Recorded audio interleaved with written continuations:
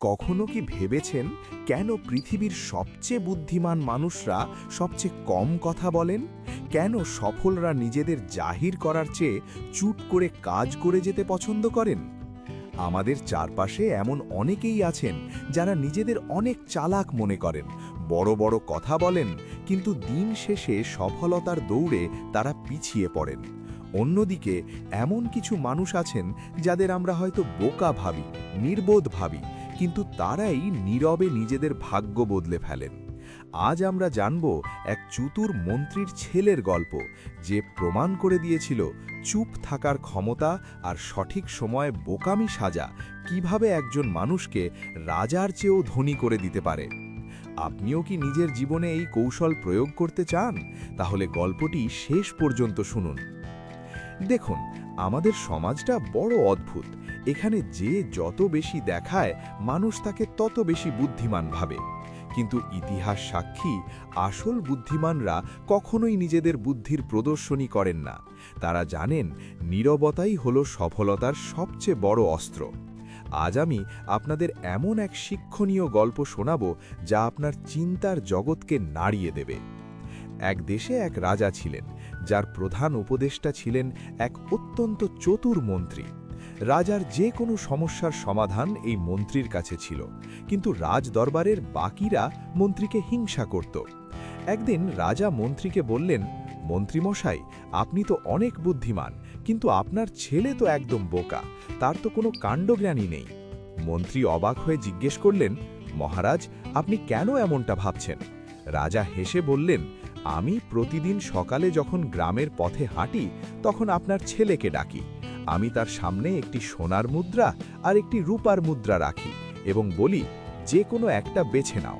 বিশ্বাস করবেন না, আপনার ছেলে প্রতিদিন সস্তা রূপার মুদ্রাটাই তুলে নেয়, সোনার মুদ্রার দিকে সে তাকায়ও না। এটা কি বোকামি নয়? এই কথা শুনে মন্ত্রীর খুব মন খারাপ হলো। দরবারে সবাই হাসাহাসি করছিল। তিনি বাড়ি ফিরে ছেলেকে জিজ্ঞেস করলেন, বাবা, তুমি কি জানো না সোনার দাম রূপার চেয়ে বেশি? ছেলে উত্তর দিল, অবশ্যই জানি বাবা। মন্ত্রী রেগে বললেন, তাহলে তুমি কেন প্রতিদিন রাজার সামনে নিজেকে বোকা প্রমাণ করো?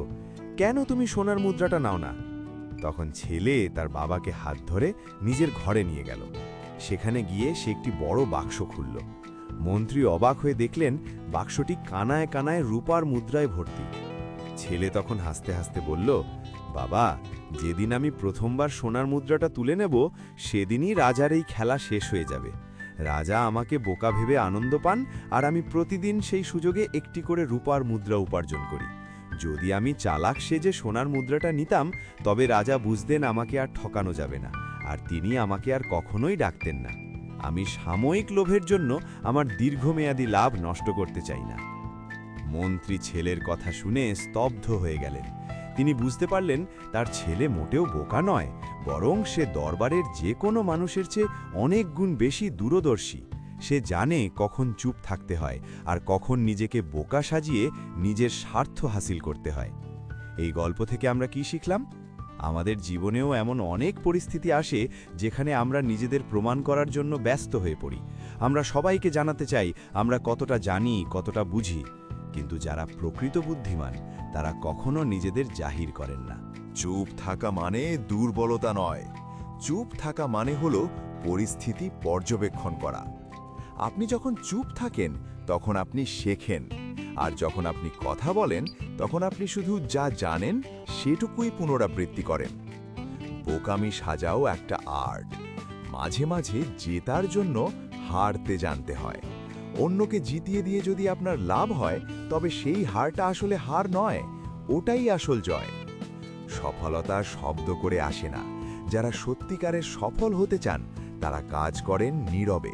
তাদের কাজ কথা বলে, তাদের মুখ নয়। তো বন্ধুরা, মন্ত্রীর ছেলের মতো আমাদেরও শিখতে হবে কখন চুপ থাকতে হয় এবং কখন নিজের বুদ্ধিমত্তাকে লুকিয়ে রাখতে হয়।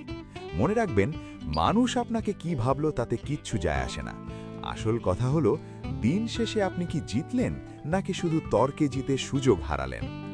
নিজের লক্ষ্যে অটুট থাকুন, নীরবে কাজ করে যান।